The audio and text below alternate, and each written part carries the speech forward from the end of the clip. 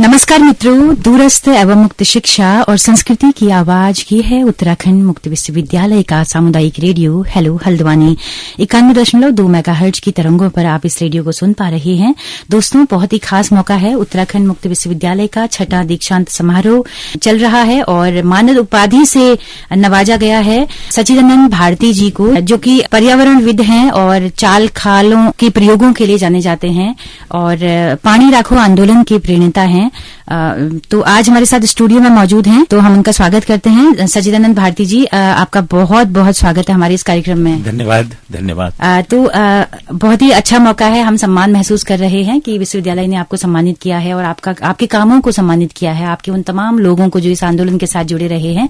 तो थोड़ा सा शुरुआती जानना चाहते हैं कि ये क्या है पानी राखो आंदोलन, क्या प्रयोग था आपका, कितने साल पहले शुरू किया आपने? सुनीता भट्ट जी, सबसे पहले तो मैं उत्तराखंड मुक्त विश्वविद्यालय का अपने हृदय से आभार प्रकट करता हूं कि उन्होंने इस दूर के काम को इतना बड़ा आदर और प्यार दिया।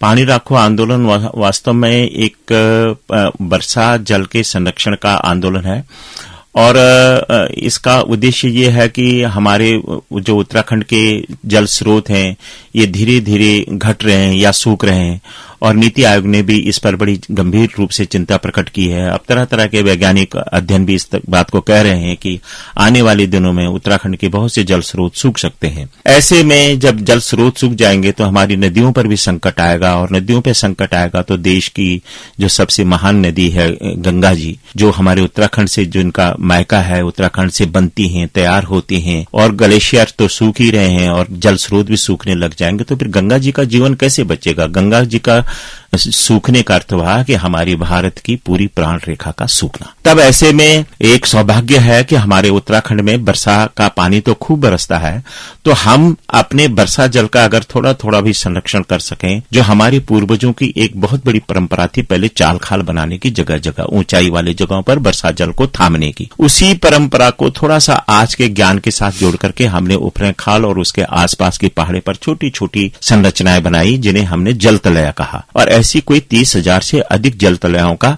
निर्माण अब तक किया है लोगों के प्यार से और सहयोग से, जिसके कारण वहां के जल स्रोत अब सूखने से बचे हैं, जंगलों में नमी रहती है और हरियाली भी लौटी है।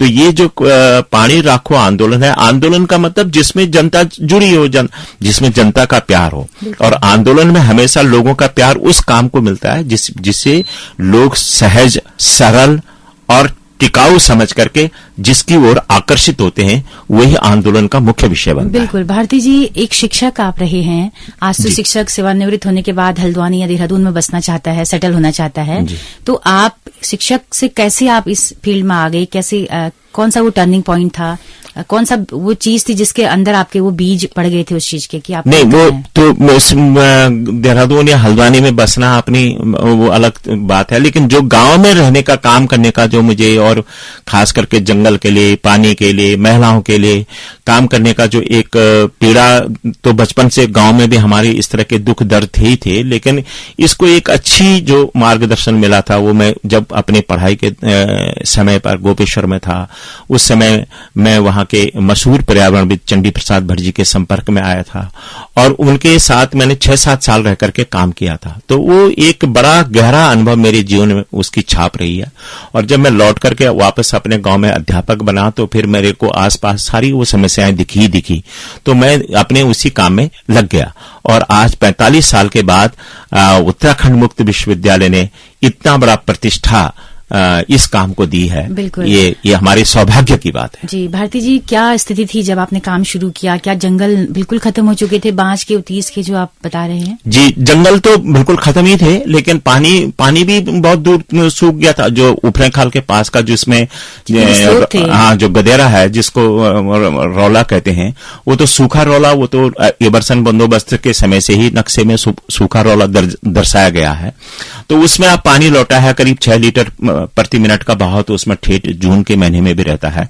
और एक 25 घरों का गांव है गाटखरक गांव, उस गांव का पूरे पानी, घरेलू जल का जो प्रबंध है उसी से हो रहा है। तो इसको हमने तब गाट गंगा नाम दिया है तो एक नई नदी का जन्म हुआ। जी जी बिल्कुल। इस प्रयोग जो बरसों से सूखी थी, जो बरसों से सूखी थी। अंग्रेजों के आपने कहा कि दस्तावेजों में वो सूखे नौले के तौर पर जो है वो सूखा नौले के तौर पे था। जी, तो ये कमाल किस चीज का था? क्या ये जो मिश्रित जो वन है? हाँ, एक मिश्रित वन का कमाल था, और दूसरा जो बरसात जल को संरक्षण करने के लिए हमने एक कम से छोटी सी छोटी रचना 1 घन मीटर की होती है ना, 1 मीटर लंबा, 1 मीटर चौड़ा, 1 मीटर गहरा, गोलाई में अगर हमको एक गड्ढा बनाया कढ़ाई के आकार का, तो उसको एक जल तलया कहा जाता है। अच्छा। लेकिन ये छोटी सी छोटी है, बड़ी से बड़ी कितनी भी हो सकती है जैसी जमीन उपलब्ध होती है। जी जी। तो ऐसी कई हजार जल तलया बनाई हमने, और साथ में लगाए बरसात देने वाले पेड़, यानी उतीस, बांज, काफल, पैया, अखरोट।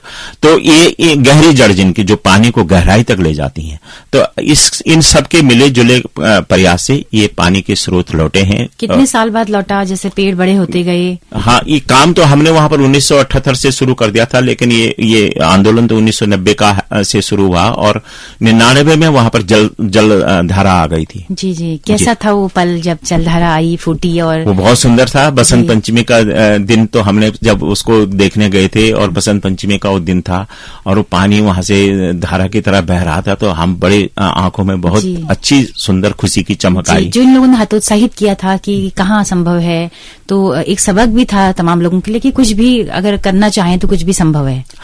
हाँ बिल्कुल। मनुष्य देखो, अगर आप एक अच्छे काम की शुरुआत करते हैं, और वो भी प्रकृति के काम की शुरुआत करते हैं, तो प्रकृति स्वयं में उसमें आपकी मददगार हो जाती है, और वो स्वयं आपको वरदान देने लग जाती है, स्वयं आशीर्वाद स्वरूप, सहयोगी के स्वरूप में खड़ी हो जाती है। जी, जी, जी। इसलिए प्रकृति के काम में कभी घबराना नहीं चाहिए, और निसंकोच होकर लग जाना चाहिए। भारती जी, इस काम से प्रेरणा लेकर क्या कुछ कहीं कोई काम क्या और हो रहा है? मुझे विश्वास है कि आज जो उत्तराखंड मुक्त विश्वविद्यालय के द्वारा जो ये प्रतिष्ठा मिली है, इससे इस काम को फैलने में न जाने कितने गुना वृद्धि होगी। जी जी। और जो हमारी शासन की कई इकाइयां हैं जो जल संरक्षण के लिए काम कर रहे हैं, कई संस्थाएं हैं, कई लोग हैं पहाड़ों में जो पहले भी उपरखाल आकर के इस काम को देख करके अपने अपने इलाकों में काम कर रहे हैं, वो सब लोग, और फैलेगा ये काम।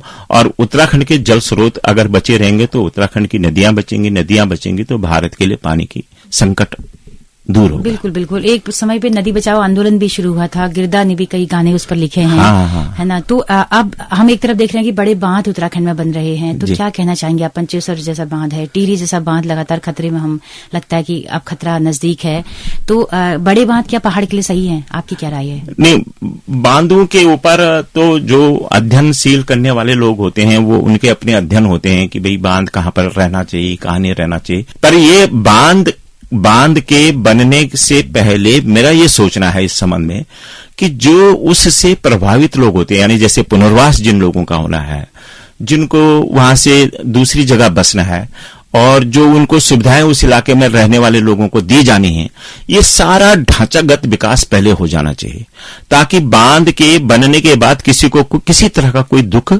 महसूस न हो। जी, जी। और सबको लगे कि ठीक है भाई, ये हमारे एक अच्छा विकास का काम है। तो बड़े बांध होने चाहिए। नहीं, बड़े बांध और छोटे बांध का सवाल नहीं है। बिल्कुल बिल्कुल। बड़े बांध और छोटे बांध का सवाल नहीं है, ये तो बिल्कुल बिल्कुल। तो आपको लगता है कि जो भी सामाजिक फील्ड में या जो प्रकृति को लेकर, जल जंगल जमीन को लेकर जितने भी लोग पूरे देश भर में काम कर रहे हैं, आज उनको एकजुट होकर लड़ने की जरूरत है?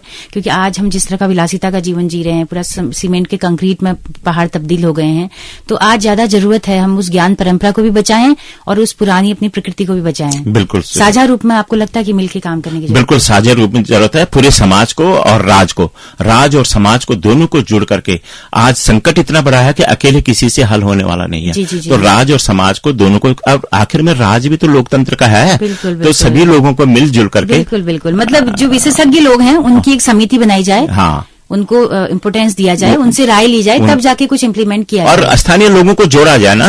जी। सबसे बड़ी मतलब कहाँ क्या स्थानीय लोग जो प्रभावित होने वाले लोग हैं, उनकी राय सबसे महत्वपूर्ण है कि भाई आप क्या चाहते हैं। बिल्कुल। तो अगर वो चाहते हैं जो वो चाहते हैं, माना मुझे, तो वो सबसे बड़ी बात है। स्थानीय लोगों की भागीदारी के साथ राज और समाज को मिलकर के पेड़ पानी पहाड़ के संकट को दूर करने की कोशिश करनी चाहिए। पानी राखो आंदोलन की ओर से मैं आपके इस मुक्त विश्वविद्यालय के रेडियो का बहुत बहुत धन्यवाद, आभार प्रकट करता हूँ। धन्यवाद सुनीता जी, जी बहुत बहुत धन्यवाद। भारती जी, बहुत बहुत शुक्रिया आपका जी, धन्यवाद।